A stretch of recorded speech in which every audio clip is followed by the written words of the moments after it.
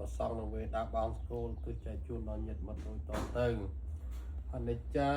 វត្តសង្ខារាអូបាតវយថាមិណោអូបាយចេតវានិរិឆន្ទតេសង្វោបសមោសុខោ ចរងវត្ត យ៉ាងកាយយោបថវង្អធិសេសតិឆោធោអបេតវិញ្ញាណោនិរាថាំងវកលង្ករੰតនដែន នគោបាឡោគាវោបាយចេនតកោចារាំងអេវាំងជារាចមាចចអាយុងបាយចេនតបានិណੰ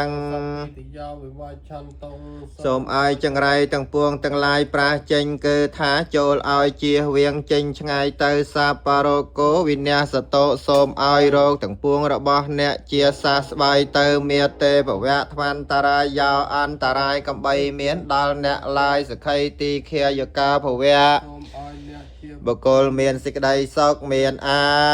យុវែង Thank you. Thank you